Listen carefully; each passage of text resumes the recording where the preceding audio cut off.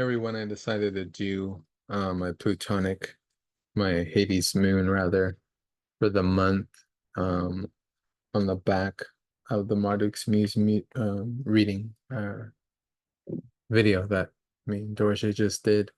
So what I'm doing here is I'm sharing what I usually share in the beginning of the month, but and I did it this month, but it didn't come out because the sound was low, so it didn't record with sound. So here I am finally getting to it.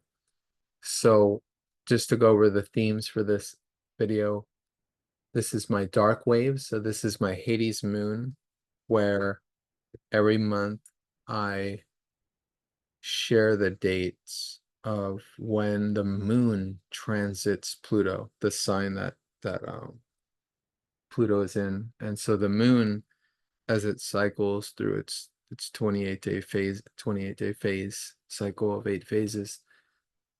And right now, currently, Pluto is retrograde in Capricorn until the finality of it going into Aquarius in a couple of months. Well, in a month.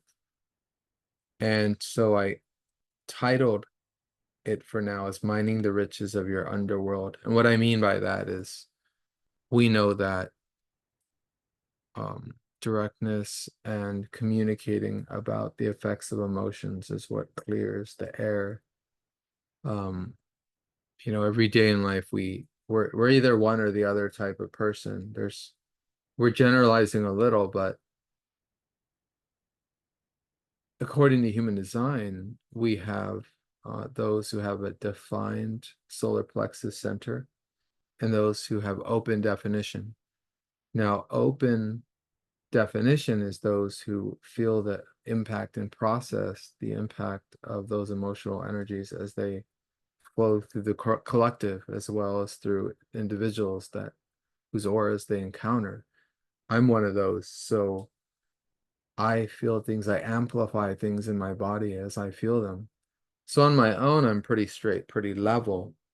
And then there are those that have a defined emotional center. And the nuance of that will vary according to what channel it is that is turning on that solar plexus center.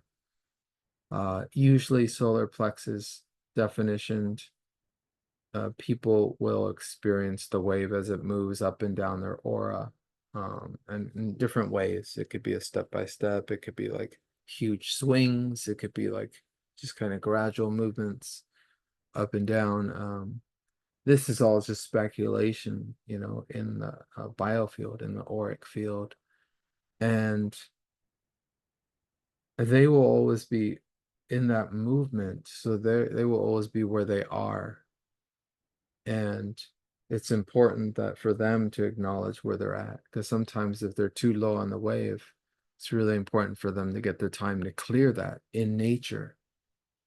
Now, if they don't have this time and opportunity to always clear their process and wait for their clarity, then things will be pushed to the surface irregardless and could be blown up in the intensity of what it is to express authenticity.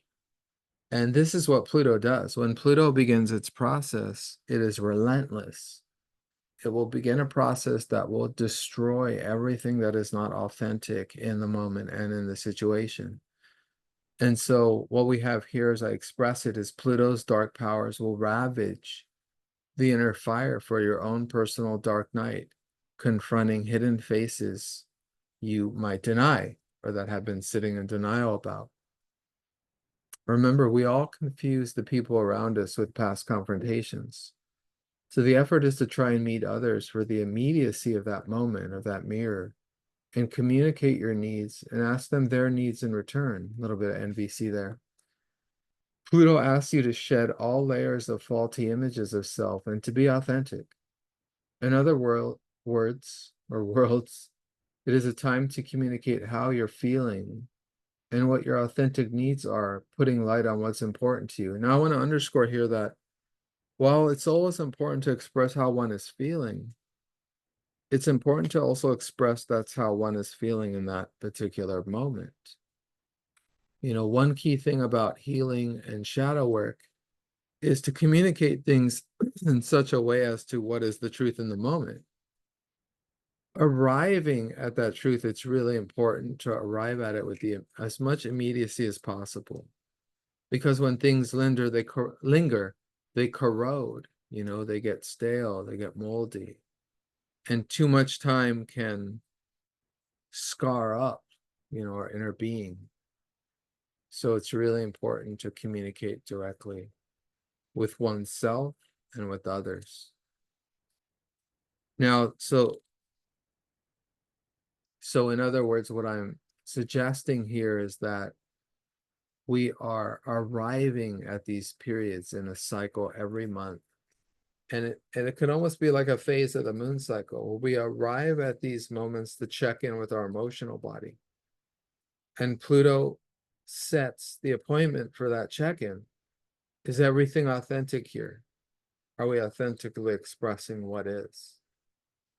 So as I wrote here, we are reflecting on the recent months of Pluto and Capricorn, the last breath of dark powers holding us below. Look at what house Pluto is visiting, and there you will be remaking yourself again and again and again for the next 25 years. So as I noted last month, this is going to be hitting us in the same place every month. So it's when the moon arrives, well, not in the same exact place, but also with the same geometry. So it's the same particular things that are getting lit up for us relative to where that house is and the moving planets and phases around it. So it's not only where Pluto is in your chart, where Capricorn is, late Capricorn and beginning Aquarius, but it's what's square to that, what's opposed to that, and what's square and what's opposed. And so this is what I note here. These are the dates that I signify. Okay, so here are the dates we've all been waiting for here as I've been going on and on. Pluto in retrograde now. Its last kind of weeks in retrograde before it moves forward again in Aquarius is the 3rd of the month. This was a day after the eclipse. I'm sure everyone experienced, more so the Libras, the Aries, the Capricorns, and the Cancers, definitely experienced the intensity of that eclipse. I would say around the 2nd, around the 1st, the day before the eclipse, as usually such impacts happen. And then the 3rd, you had the emotional process of it, the Pluto square Libra moon. So 3 days of great intensity. Now we're coming up on the 10th. Today is the 9th, I think. We're coming up soon on the 10th, and Pluto is going to be conjuncting Capricorn moon. So that'll be probably tomorrow, late tomorrow. And that's going to be Thursday. Yes. So watch out for that. That's a conjunction. Conjunctions are also intense. They're not light things. And then the 17th, Pluto square Aries. And that's going to be the full moon. And then on the 23rd, Pluto opposing the Cancer moon. So conflicts at home may arise in order to reset the atmosphere and the rules and the regulations around the home. And then at the end of the month, just like the beginning, we'll revisit the Libra moon. Well, we'll revisit Pluto square Libra moon. So some of the themes of the beginning of the month could be checked in. We might check in on those particular themes. And that's right before Halloween, Hallows Eve, which again is very sensitive time between the layers. Use candlelight during that time to keep your space safe, clear out things, clean up. It's a time of deep metaphysical sensitivity. So you want your living spaces and your areas to be as clear as possible. And that's it. I'll call it at that. Enjoy your authentic moments of your authentic breakthroughs and transformations around being yourself and being yourself in the presence of others, and no matter where you are. and wishing you all the best.